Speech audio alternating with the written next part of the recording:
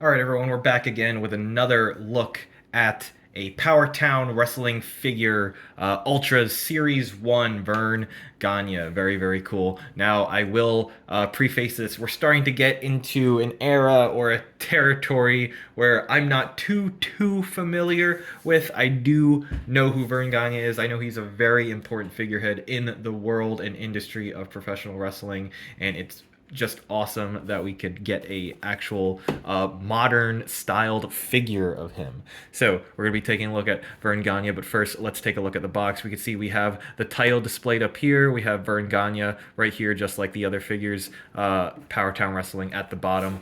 Ultras premium collectible at the top, not much. Verne Gagne on the side, you can see him very clearly shown at kind of like a side angle profile, and of course the rest of the figures on the back, which we've been looking at and will be continuing to look at. On the side again, Verne Gagne, very nice. He is #1 in the series.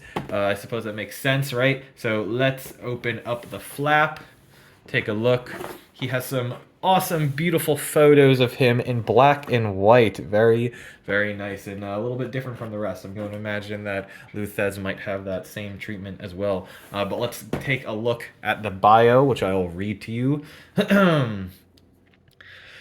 Long before professional wrestling, Verne Gagne was an accomplished amateur wrestler at the University of Minnesota, capturing an AAU title, 4 Big Ten Conference championships, 2 NCAA championships, and a U.S. freestyle wrestling alternate spot on the 1948 Olympic team. Debuting in 1949, Verne quickly gained momentum in the NWA, capturing his first title in 1950, the World Junior Heavyweight title. In 1953, as the United States Heavyweight Champion, Gagne became a household name through his spot on Dumont Network TV. In 1960, alongside Wally Carbo, Verne purchased a controlling stake in the Minneapolis Wrestling Club and formed the American Wrestling Association, or better known as the AWA. Standing 5'11", 200 pounds, Verne was a 10-time AWA World Heavyweight Champion, and may best be remembered in the ring for his feuds with Nick Bockwinkel and Mad Dog Vachon. Verne's most legendary ninth title reign lasted over 7 years, dropping the title to Nick Bockwinkel in November of 1975. Verne is arguably one of the most prolific trainers in the history of professional wrestling, a hard worker in and out of the ring. Verne wanted to ensure wrestling was credible and believable by producing complete wrestlers. A man of his word, Verne Gagne was an ambassador for professional wrestling, regarded as one of the godfathers of professional wrestling. Verne's legacy lives on as he is remembered as a legendary wrestler, trainer, and promoter, forever leaving a lasting impact on the sport of professional wrestling. Very nice, sentimental write-up about him. Now, let's take a quick break to get him out of this box.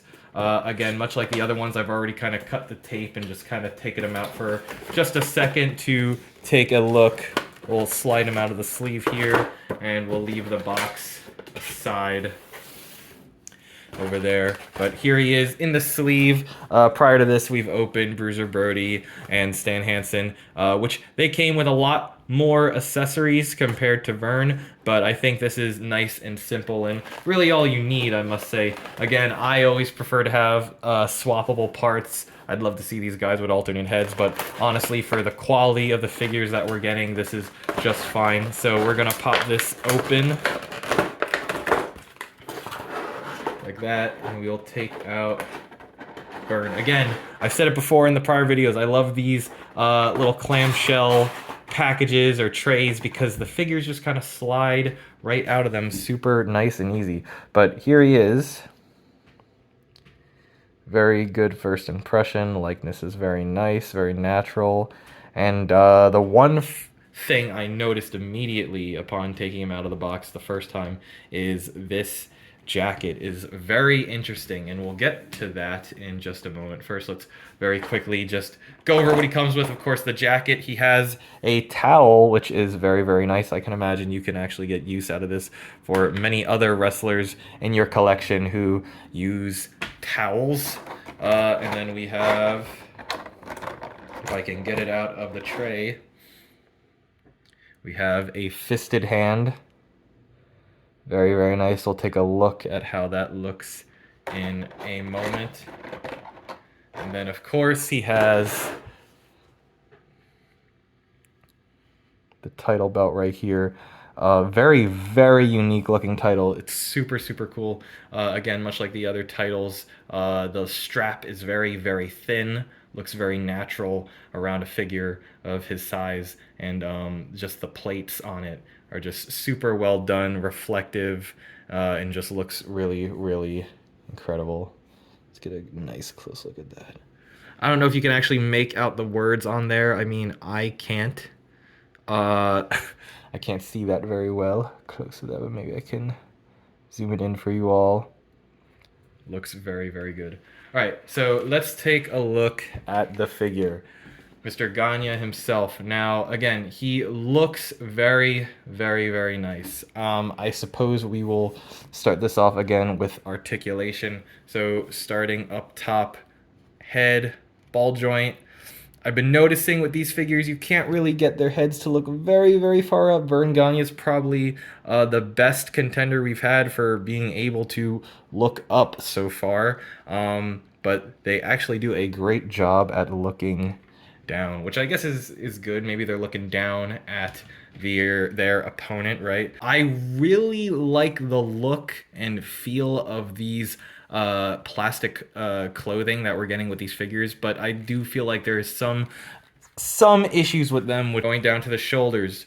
Pretty much the same exact joints you'd find on a Mattel. It's not like a Ultimate where they have the butterfly joints, of course, but they are pretty good shoulder joints. You can get a decent amount of motion out of them, whatever you would need out of your wrestlers. There is a little swivel in the bicep, pretty basic stuff. And then you have, of course, a pinned joint in the elbow, as well as the knees. We'll get to that in just a moment. But as you can see, he has that just pinned elbow joint. Very, very good, very standard. Wrist, just like the other ones, or the other figures. On a ball joint, which is also attached to a hinge at the wrist, giving you a lot of different options for how you want their hands to be posed. So I think that is very fantastic. Now let's see how well his torso articulates. He can go pretty decently far forward and decently far back. Again, not the most amazing range of articulation in the torso, but you do get a little bit of something, so that's good. And again, there's kind of like a ball joint, I'm not sure what you would call it, in the waist, so you can turn a little bit and also get a decent amount of motion out of it. Very good. Legs, I'd say on Verne Gagne here, his legs can actually articulate very, very far out compared to Bruiser Brody and Stan Hansen, or maybe just a little more easier to manipulate than the prior two figures, but the articulation is very good in the upper legs. It doesn't really move far back as well, neither do the other two, but that's all right. But you can see you can get his leg decently high. And again, he has the pinned hinge joint in the knee, very good. I'm going to imagine, just like all the others, that these boots can articulate halfway down the calf, which is good. And then the feet are basically like a Mattel Elite, I believe. They can kind of swivel to the left and to the right, and they also have a little hinge on them, so you can get a pretty decent amount of motion out of Verne Gagne. So now we'll take a very, very close look at Verne. You can see, I think the likeness is very, very good. Like I said in the Bruiser Brody video, I'm very happy that the actual likeness of the final product is pretty much what we saw on the promo images, as far as I'm aware. You can see the musculature is done very nice, much like on the other figures. He's a very plain figure in terms of detail. Not saying that's bad, but you can see he doesn't have any real fancy gear. All he's got on are the trunks and the boots, but honestly, it looks very, very nice. And he's also a lot smaller and slimmer compared to Bruiser Brody and Stan Hansen, but he looks very, very fantastic. Hair sculpt looks very nicely done as well. I love the way the back looks, very, very muscular. The trunks look good. And then here are his boots. Paint's done very well. The lacing, or the laces, are very meticulously painted. So gotta say, very, very nicely looking figure. And we'll take a look at him with some accessories in just a moment. So before we get down to anything else, let's talk about the jacket. The jacket looks super cool, but as you can tell, you can't really get articulation out of it. The arms don't really move. So if you want him to be in any crazy poses with the jacket on, you're really not going to get anything out of his basic like A pose he's got going on.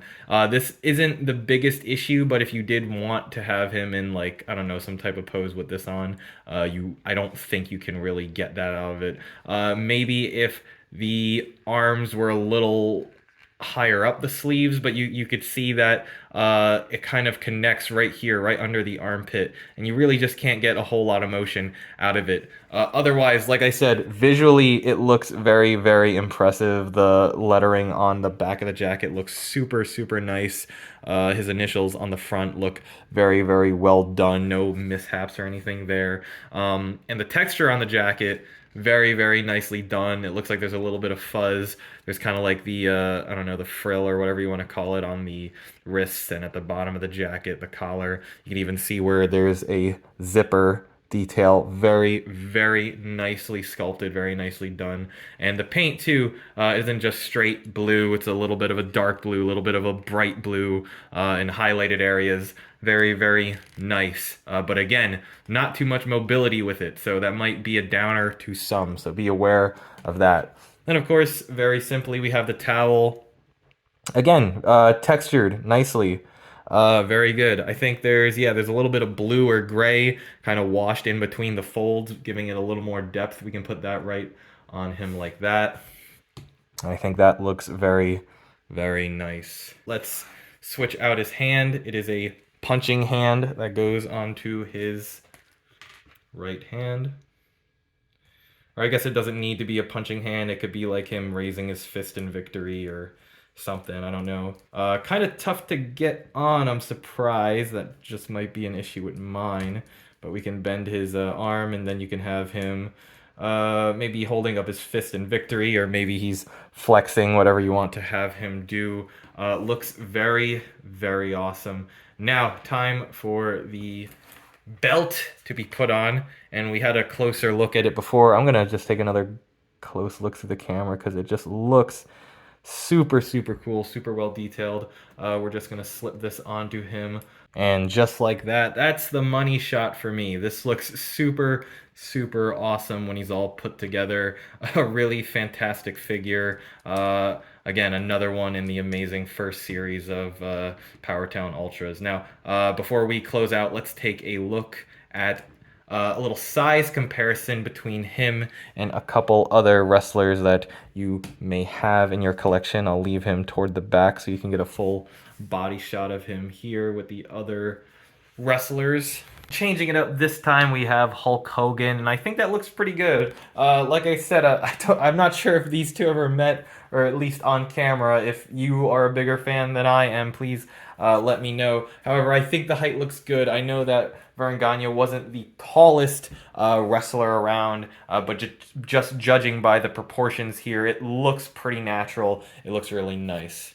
Again, we'll bring out Alexa Bliss, looking very, very good next to her as well. You can see that he slightly towers over her, maybe just like a head taller. Looks very good, very natural. Then here he is with Stan Hansen, of course, the other or another figure in the same exact line, and they scale obviously very, very well together, so that looks very, very awesome.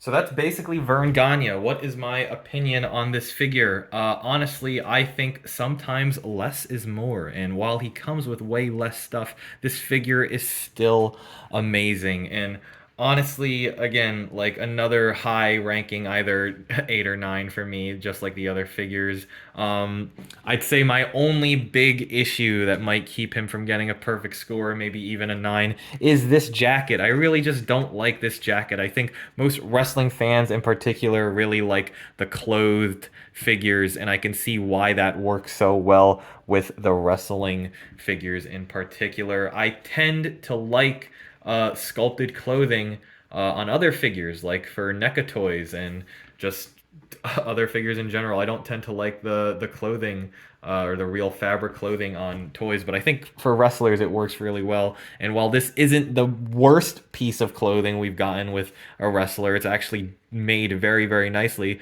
It's one really difficult to get on, and I imagine difficult to get off of him. And it's just not very articulate, so he can only get basically one pose out of it. So I'm going to be displaying him without this, but it is a shame because visually it is very nicely put together. And that's all my real gripes with Verne Gagne. Otherwise, he's really an awesome figure in an awesome line. So I can't recommend him more than enough. Anything else I'd like to add again? This is just kind of nitpicking at this point. But obviously, I love swappable pieces. It'd be nice to get more hands or alternate heads with these guys. So otherwise, very awesome toy. Not really lacking in any way really, aside from maybe just a couple things missing here or there, and of course the jacket. So very awesome toy. Highly recommend it, and I'll see everyone in the next one. Please follow while we unbox and review all these guys so you can stay up to date and maybe find out more about my channel or my page just so you can see what we got going on. We got plenty more than just wrestlers. We got plenty of other figures, TMNT, Godzilla, and what have you. So thanks again, and we'll see you in the next one.